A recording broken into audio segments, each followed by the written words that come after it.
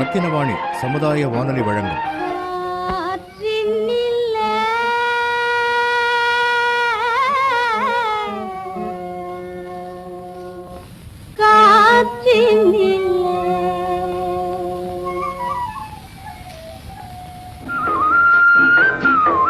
காற்றில் மிதந்து வரும் கணிதம்.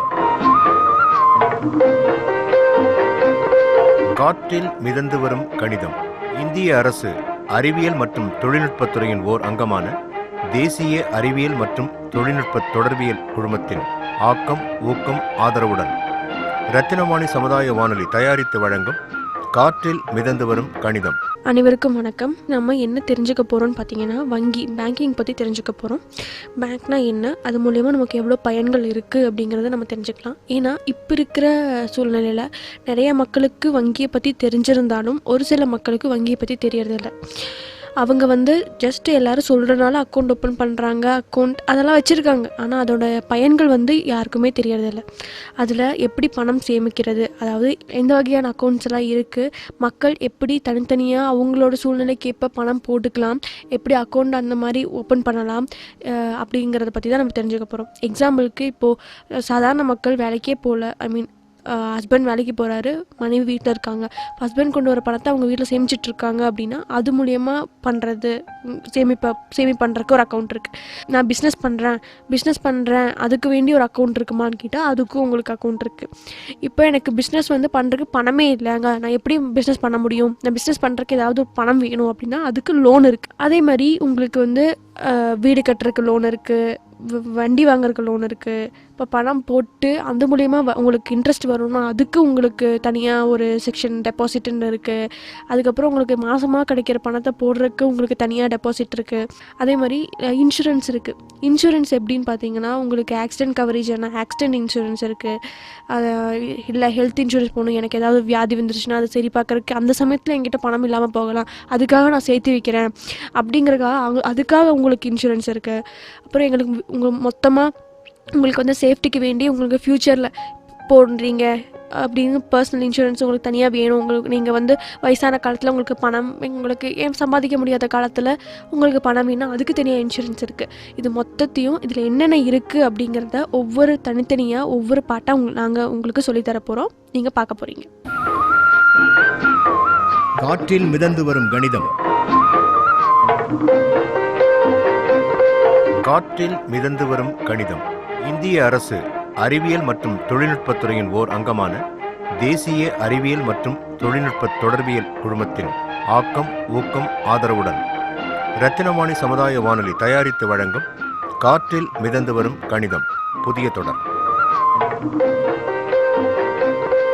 அடித்தட்டு மக்களின் அன்றாட பயன்பாட்டுக்கு தேவையான அடிப்படை கணிதம் கற்றுத்தரும் தொடர் காற்றில் மிதந்து வரும் கணிதம். கணிதம் சார்ந்த வங்கியின் பங்களிப்பு பற்றி விவரித்து பேச இருப்பவர் வங்கி ஊழியர் எஸ். தன்யா அவர்கள்.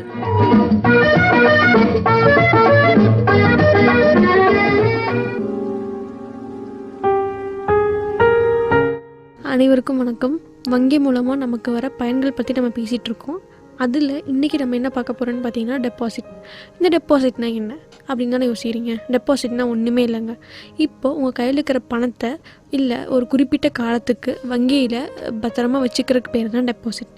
அதுக்கு நீங்கள் யோசிக்கலாம், அதுக்கு தான் எங்களுக்கு வங்கி அக்கௌண்ட் இருக்கே, நான் அதுலேயே போட்டு வச்சுருப்பேனே அப்படின்னா. வங்கி அக்கௌண்ட்டில் நீங்கள் போடுறது எப்போ வேணால் எடுத்துக்கலாம். ஆனால் டெபாசிட்டில் போடுறது எடுக்க முடியாது.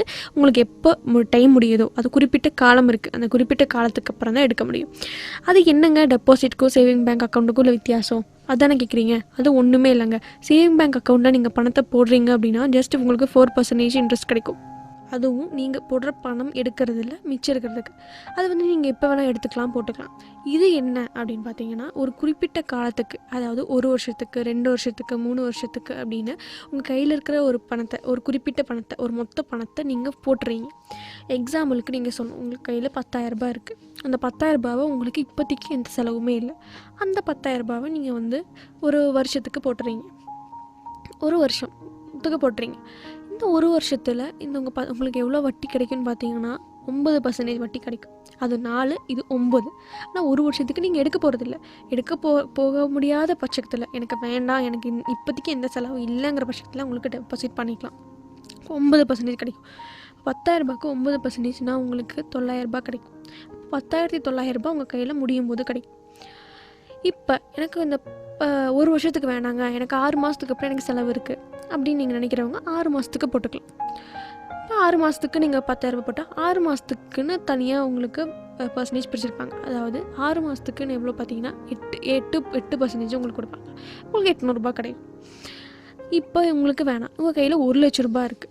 இந்த 1,00,000 உங்களுக்கு நீங்கள் 1,00,000 ஒரு வருஷத்துக்கு போட்டு உங்களுக்கு மாதம் எங்களுக்கு வட்டி வேணுங்க, எனக்கு வருஷம் முடியும் போது வட்டி வேண்டாம், எனக்கு மாதம் எனக்கு வட்டி வர மாதிரி வேணும் அப்படின்னு நினச்சிங்கன்னா தாராளமாக உங்களுக்கு மாதம் வட்டி வர மாதிரி வச்சுக்கலாம். மாதம் உங்களுக்கு எவ்வளோ பர்சன்டேஜ் வட்டி வரும், அதே மாதிரி உங்களுக்கு 9% வட்டி வரும். மாதம் உங்களுக்கு 9% வட்டி வரும்.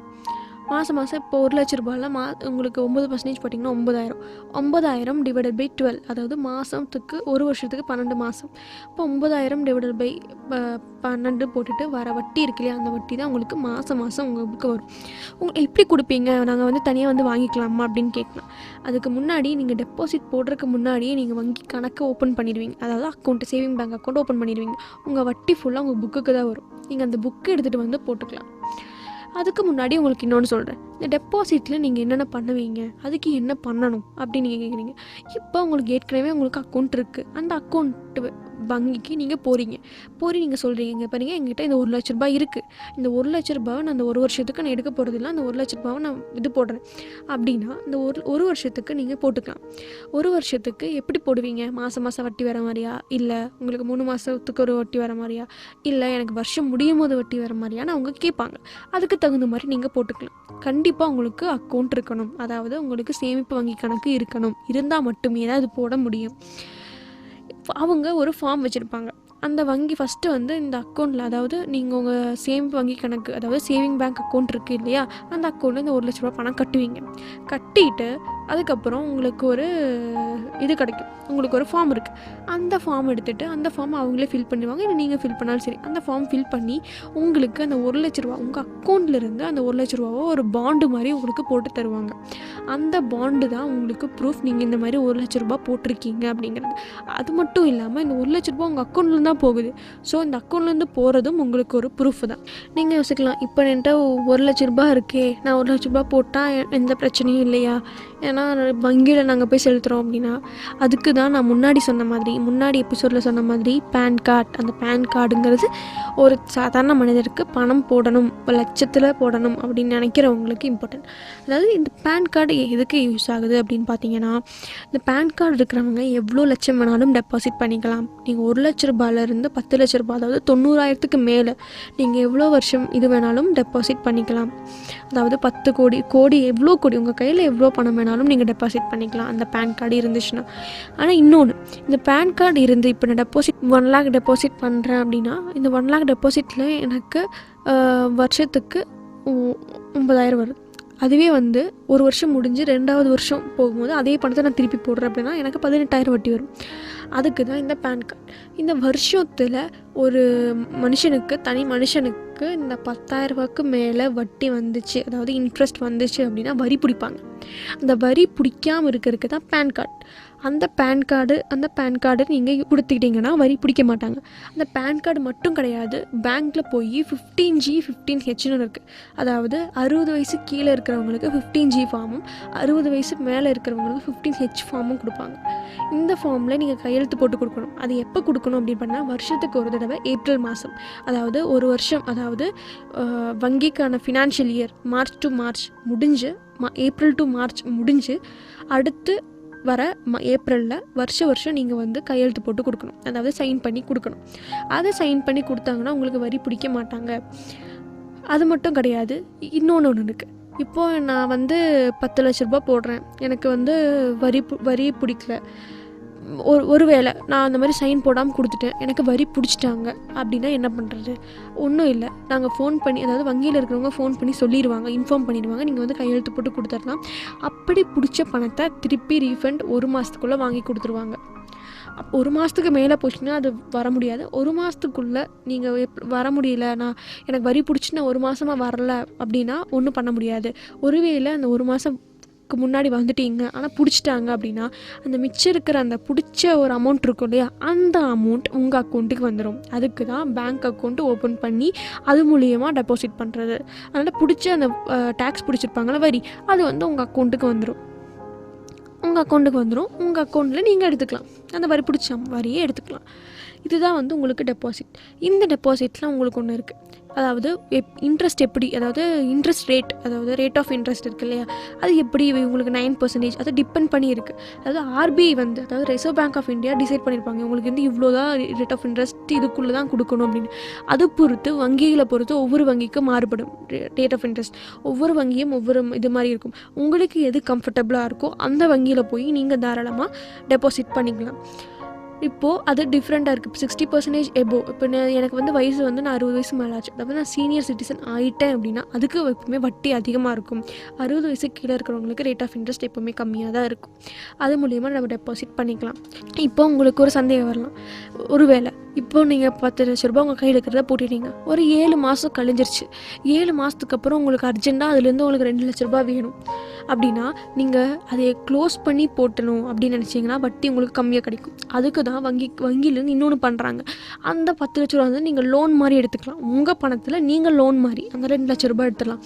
இப்போ நீங்கள் 2 லட்ச ரூபா எடுக்கிறீங்க, இப்போ நான் 10 லட்ச ரூபா போட்டிருக்கேன், அதுலேருந்து நான் 2 லட்ச ரூபா வந்து நான் லோன் மாதிரி எடுக்கிறேன் அப்படின்னா நான் லோன் மாதிரி எடுத்துட்டு அந்த லோனுக்கு எப்படி வட்டி இன்ட்ரெஸ்ட் எப்படி கால்குலேட் பண்ணுவாங்க அப்படின்னு பார்த்தீங்கன்னா, ஃபஸ்ட்டு வந்து டெபாசிட் போடுறீங்க இல்லையா, இப்போ டெபாசிட் போடும்போது உங்களுக்கு 9%ன்னு சொன்னேன். அதாவது இது வந்து கரெக்டான மதிப்பு கிடையாது, ஒரு குறிப்பிட்ட மதிப்பு, கிட்டத்தட்ட 9% கொடுக்கலாம். அப்படின்னா 9% நீங்கள் வாங்குகிற உங்களுக்கு வட்டி வர பர்சன்டேஜ்லேருந்து 2% அதிகமாக இருக்கும் நீங்கள் எடுக்கிற லோனுக்கு. நீங்கள் இந்த 10 லட்ச ரூபாயிலேருந்து 2 லட்ச ரூபா எடுத்துறீங்க, அந்த 2 லட்ச ரூபாய்க்கு ஒருவேளை அந்த 10 லட்ச ரூபாய்க்கு உங்களுக்கு 9% வந்துச்சுன்னா அந்த 2 லட்ச ரூபாய்க்கு 11% இன்ட்ரெஸ்ட் வரும். இப்போ 11% இன்ட்ரெஸ்ட் வரும். இப்போ 11% இன்ட்ரெஸ்ட்டை நீங்கள் 2 lakhs எடுத்துகிட்டு இந்த 2 lakhsக்கு நீங்கள் வந்து 7 months முடிஞ்சிருச்சு இல்லையா, 7 months முடிச்சு மீதி இருக்கிற அந்த 12 months 5 monthsக்குள்ளே நீங்கள் கட்டி முடிக்கணும். அதாவது அதுக்கு இன்ட்ரெஸ்ட் உங்கள் கையில் எப்போல்லாம் பணம் கிடைக்குதோ அப்போல்லாம் வந்து இந்த 2 lakhs கட்டி முடிக்கணும். ஒருவேளை அந்த 2 lakhs உங்களால் கட்ட முடியல, ஒரு வருஷம் முடிஞ்சிருச்சு அப்படின்னா ஆட்டோமேட்டிக்காக அவங்க ஒரு வருஷத்துக்கு அப்புறம் உங்களுக்கு ரினியூவல் பண்ணிவிட்டு உங்களுக்கு எப்போ பணம் கிடைக்குதோ அப்போ வந்து போட்டுக்கலாம். இல்லைங்க என்னால் அந்த 2 லட்ச ரூபா கட்டவே முடியாது அப்படின்னு நினைக்கிறவங்க, அந்த ஒரு வருஷம் முடியுது இல்லையா, அந்த ஒரு வருஷம் முடியும் போது அந்த 10 லட்ச ரூபாய்க்கு உங்களுக்கு தனியாக அந்த 10 லட்ச ரூபாய்க்கு வட்டி வந்துட்டு தான் இருக்கும். உங்களுக்கு இந்த 2 லட்ச ரூபாய்க்கும் தனியாக உங்களுக்கு வட்டி வந்துட்டு தான் இருக்கும். இதில் இந்த 10 லட்ச ரூபாவோட அந்த வட்டி போக மிச்சம் இந்த 2 லட்ச ரூபாய், ஒருவேளை உங்களுக்கு இந்த 10 லட்ச ரூபாய்க்கு உங்களுக்கு 1 லட்ச ரூபாய் வட்டி வருதுன்னு வைங்க, இந்த 2 லட்ச ரூபாய்க்கு உங்களுக்கு 50,000 வட்டி வருதுன்னு வைங்க. எக்ஸாம்பிளுக்கு அவ்வளோ வராது, இருந்தாலும் நான் சொல்கிறேன், அப்படி வருதுன்னு வைங்க. இப்போ உங்களுக்கு 2.5 லட்சம் ஆச்சு, அது இங்கே 11 லட்சம் ஆச்சு.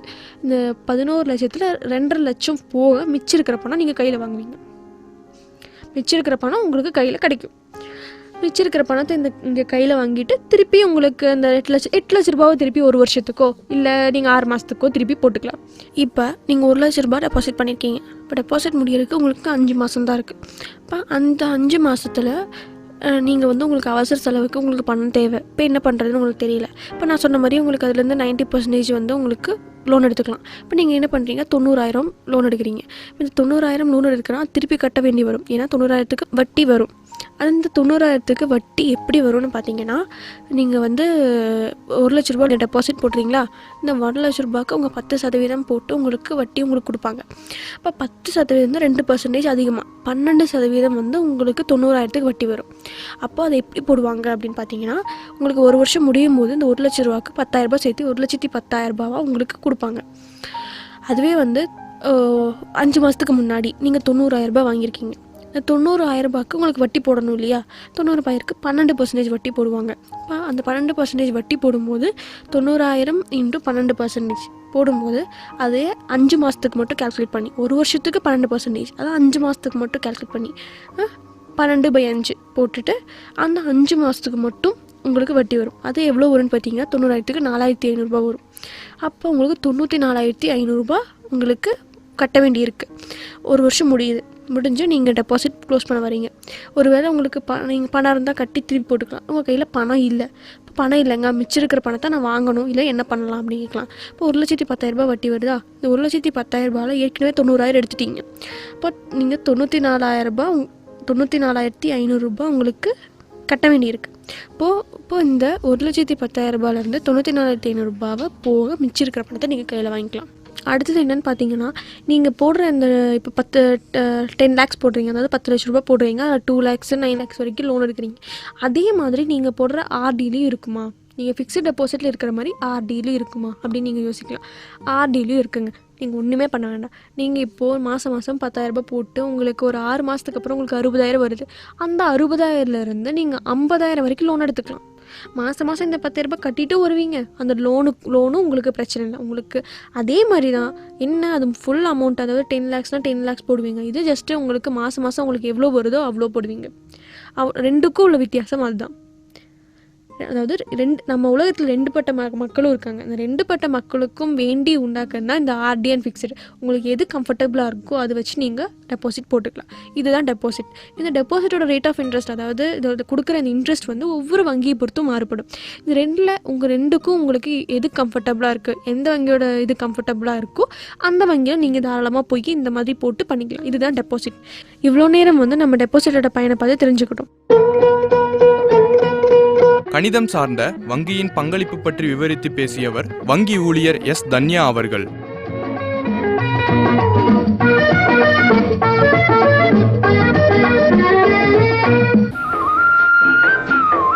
காற்றில் மிதந்து வரும் கணிதம்.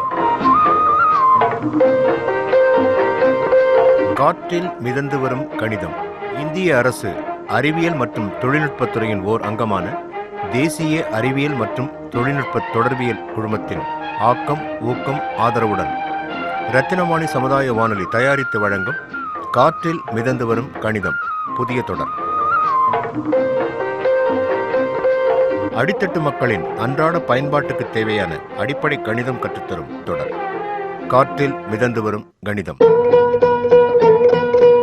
நிபுணர் விளக்கம் வழங்குபவர் கணித பேராசிரியை என். சங்கீதா அவர்கள்.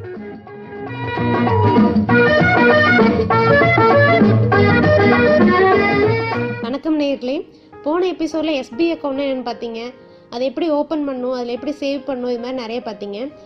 சப்போஸ் உங்கள் கையில் ஒரு 1 லட்ச ரூபா இருக்குன்னு வச்சுக்கலாம், சரிங்களா?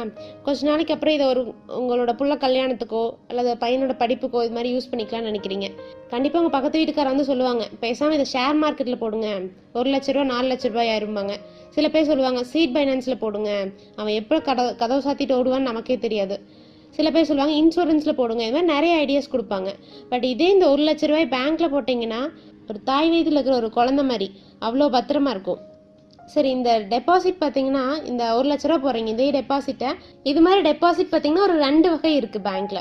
ஒன்று பார்த்தீங்கன்னா ஃபிக்ஸ்டு டெபாசிட். இப்போ இந்த 1 லட்ச ரூபாய் வந்து எப்படி எதில் டெபாசிட் பண்ணுறது அப்படின்னு இருக்கும். சப்போஸ் வந்து எஃப்டி அக்கௌண்ட், அதாவது ஃபிக்ஸ்டு டெபாசிட்டில் இந்த 1 லட்ச ரூபாய் வந்து நீங்கள் டெபாசிட் பண்ணுறீங்க, 1 வருஷத்துக்கு டெபாசிட் பண்ணுறீங்க. இதுக்கான வட்டி தொகை பார்த்தீங்கன்னா வருஷத்துக்கு 9 ரூபா வட்டி அப்படின்னு சொல்லி தருவாங்க. வருஷத்துக்கு 9 ரூபா வட்டி. சப்போஸ் நீங்கள் என்ன பண்ணுறீங்க, எடுக்க மாட்டேன்னு சொல்லிட்டு தான் போடுறீங்க, ஆனால் 6 மாதத்துக்கு இடையில நான் வந்து ஒரு 50,000 என்ன அவசர தொகைக்காக எடுக்கணும், சப்போஸ் ஃபீஸ் கட்டணும் அப்படின்னு சொல்லிட்டு எடுக்கிறீங்க அப்படின்னு வச்சுக்கலாம், சரிங்களாங்க? இந்த எடுத்த கடன் தொகைக்கு அவன் வந்து ஒரு 18 ரூபா வந்து வட்டி போடுவான், வருஷத்துக்கு 18 ரூபா வட்டி போடுவான். ஆனால் ஆல்ரெடி உங்களுக்கு ஒரு 6 மாதம் முடிஞ்சில்ல, ஸோ நீங்கள் இடையில இந்த 6 மாதத்துக்கான தொகை மட்டும் 18 ரூபா வட்டின்னா பார்த்தீங்கன்னா 9 ரூபா வட்டி 9,000 வட்டி வரும். அதில் 6 மாத தொகைனா ஒரு 4,500 வரும். இப்போது அந்த 50,000த்துக்கான வட்டி தொகை பார்த்தீங்கன்னா 4,500, உங்களோட கடன் தொகை ஒரு 50,000. இப்போட உங்கள் இருப்பு தொகையிலன்னு பார்த்தீங்கன்னா 50,000, அதுக்கான 9 ரூபா வட்டி பார்த்தீங்கன்னா 4,500. இப்போ உங்களோட கடன் தொகையை ஒரு 54,500 திருப்பி கொடுத்துறீங்க, வட்டியோட சேர்ந்து பேங்க்கு திருப்பி கட்டுறீங்க, அது உங்களோட அக்கௌண்ட்லேயே போட்டுருவான். உங்களோட இருப்பு தொகை 50,000, அதுக்கான வட்டி 9 ரூபா வட்டி ஒரு 4,500. மொத்தம் உங்களோட அக்கௌண்ட்டில் ஒரு வருஷத்தோட கடைசியில் 1,09,000 வந்து உங்களோட இருப்பு தொகையாக இருக்கும். இதை வந்து ஃபிக்ஸ்டு டெபாசிட்.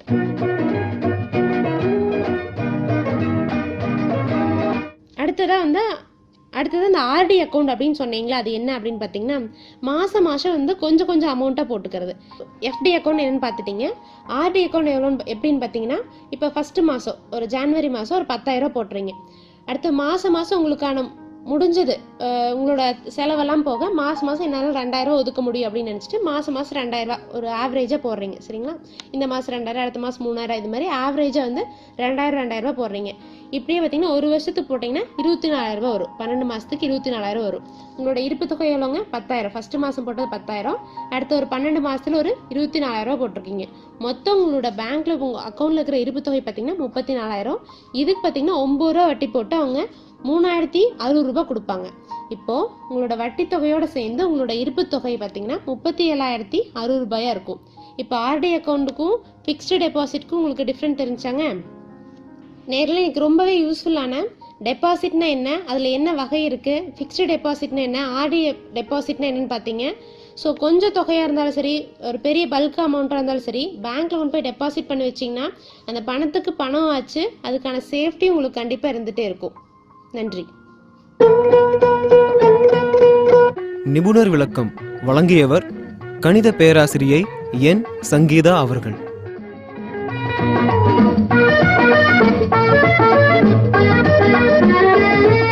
பட்டால் தெரியும் பழசும் புதுசும், கெட்டால் தெரியும் ஏழியும் பதிலும். நேயர்கள் இதுவரை கேட்டது காற்றில் மிதந்து வரும் கணிதம் பகுதி 36.